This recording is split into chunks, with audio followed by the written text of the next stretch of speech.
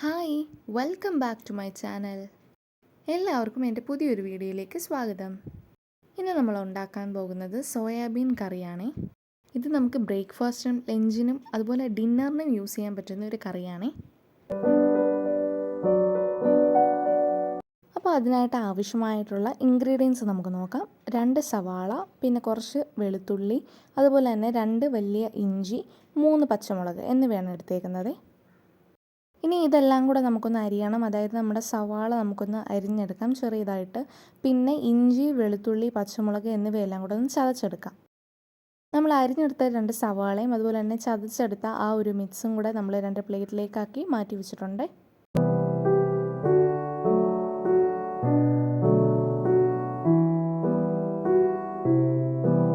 ഇനി നമ്മൾ 1 ബൗൾ സോയാബീനാണ് എടുത്തിരിക്കുന്നത്. ഇത് നമ്മുടെ വലിയ സോയാബീൻ അല്ല, വളരെ ചെറിയ സൈസിലുള്ള സോയാബീൻ ചങ്ക്സ് ആണ് എടുത്തിരിക്കുന്നത്. ഇത് നമുക്ക് ഒരു പാത്രത്തിലേക്ക് എടുത്തിടാം. ഇനി അതിലേക്ക് ഒഴിക്കുന്നത് നല്ല തിളപ്പിച്ച് ചൂടുവെള്ളമാണ് ഒഴിക്കുന്നത്. ഇതൊന്ന് കുതിർക്കാൻ വേണ്ടിയിട്ട് ഒരു 10 മിനിറ്റ് ഇത് നമുക്ക് ഒഴിച്ച് മാറ്റി വെക്കാവുന്നതാണ്. 10 മിനിറ്റ് സോയാബീൻ ആ ചൂടുവെള്ളത്തിൽ കുതിർത്തതിന് ശേഷമുള്ളതാണ് ഇത്. വെള്ളം പാത്രത്തിൽ നിന്ന് സ്ട്രെയിൻ ചെയ്ത് കളഞ്ഞു, പക്ഷേ നമ്മളിത് നല്ലപോലെ ഒന്ന് പിഴിഞ്ഞെടുത്തിട്ടില്ല. അതിൻ്റെ ആവശ്യമില്ല. ഇനി ഒരു ചീനിച്ചട്ടി അടുപ്പിലേക്ക് വെച്ച് ചട്ടി ഒന്ന് ചൂടായിട്ട് വരുമ്പോൾ 1-2 ടേബിൾ സ്പൂൺ വെളിച്ചെണ്ണയാണ് ആഡ് ചെയ്ത് കൊടുക്കുന്നത്. അതിലേക്ക് 2-3 വറ്റൽമുളകാണ് ഞാൻ ചേർത്ത് കൊടുക്കുന്നത്. വെളിച്ചെണ്ണ ഒന്ന് ചൂടായിട്ട് വരുമ്പോൾ നമ്മൾ നേരത്തെ അരിഞ്ഞു വെച്ചിരിക്കുന്ന ആ സവാളയുടെ മിക്സും 2 കതിപ്പ് കരിയാപ്പിലയും കൂടെ ഇട്ട് നല്ലപോലെ ഒന്ന് ഇളക്കി കൊടുക്കാം. ഇതൊരു ഗോൾഡൻ ബ്രൗൺ കളർ ആകുന്നത് വരെ നമുക്കൊന്ന് ഇളക്കി കൊടുക്കാമേ.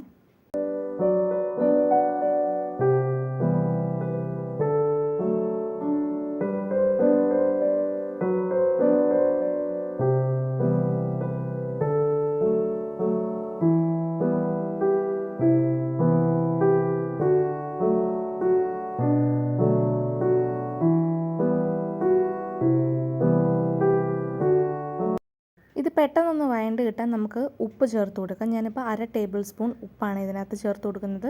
എന്നിട്ട് നല്ല രീതിക്ക് വീണ്ടും ഒന്ന് ഇളക്കി കൊടുക്കാവുന്നതാണ്.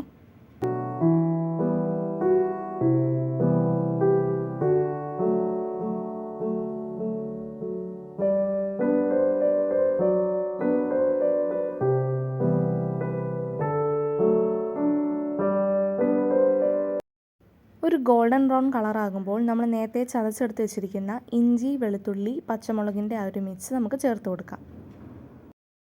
ഇതെല്ലാം നല്ലപോലെ ഒന്ന് സോർട്ട് ചെയ്തിട്ട് നമുക്കിനി ആവശ്യമായിട്ടുള്ള നമ്മുടെ മസാലക്കൂട്ടുകൾ ചേർത്ത് കൊടുക്കാവുന്നതാണ്. ആദ്യം തന്നെ 1 ടേബിൾ സ്പൂൺ ചില്ലി പൗഡർ, സാദാ മുളക് പൊടിയാണ് ചേർത്ത് കൊടുക്കുന്നത്, കാശ്മീരി അല്ല. അതിനോടൊപ്പം തന്നെ 1/2 ടേബിൾ സ്പൂൺ ഗരം മസാലപ്പൊടിയും കൂടെ ചേർത്ത് കൊടുക്കാം. രണ്ടും ചേർത്ത് കൊടുത്തിട്ട് നമുക്ക് നല്ല രീതിക്ക് ഇതൊന്ന് മിക്സാക്കി എടുക്കാവുന്നതാണ്.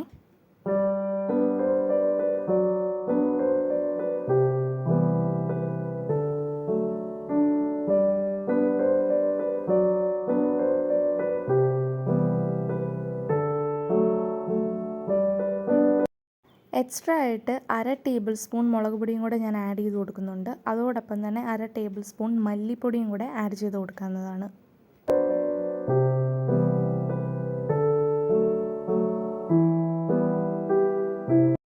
ഈ മസാലക്കൂട്ടുകളെല്ലാം കൂടെ ചേർത്തതിന് ശേഷം നല്ല രീതിക്കൊന്ന് യോജിപ്പിച്ചെടുക്കാം. അതിലേക്ക് 1 തക്കാളി മുറിച്ചത്, അതായത് 4ആയിട്ട് മുറിച്ചതാണ് ഞാൻ ചേർത്ത് കൊടുക്കുന്നത്. 1 തക്കാളി തന്നെ ആവശ്യമായിട്ടുള്ളൂ. ഇതെല്ലാം ഒന്ന് യോജിപ്പിച്ചെടുത്തതിന് ശേഷം ഇതിലേക്ക് 1/2 ഗ്ലാസ് വെള്ളവും കൂടെ ഒഴിച്ച് നല്ലോണം ഒന്ന് മിക്സ് ചെയ്തെടുക്കാം. മിക്സായി വന്നതിന് ശേഷം അതിലേക്ക് നമ്മൾ നേരത്തെ സ്ട്രെയിൻ ചെയ്ത് വെച്ചിരിക്കുന്ന സോയാബീൻ്റെ മിക്സ് നമുക്കൊന്ന് ചേർത്ത് കൊടുക്കാം. വെള്ളത്തിലിട്ട് വെച്ചിരിക്കുന്ന സോയാബീൻ സ്ട്രെയിൻ ചെയ്താണ് എടുത്തിരുന്നെങ്കിലും സോയാബീൻ്റെ അകത്തുള്ള വെള്ളം നമ്മൾ പിഴിഞ്ഞെടുത്തിട്ടില്ലായിരുന്നു. ഈ ഒരു സമയത്ത് അതിൽ നിന്ന് വെള്ളം ഇറങ്ങി കറിക്ക് ആവശ്യമായിട്ടുള്ള വെള്ളം നമുക്ക് കിട്ടുകയും ചെയ്യും. ഇനി ഇതെല്ലാം നല്ല രീതിക്കൊന്ന് മിക്സാക്കി കൊടുക്കാം.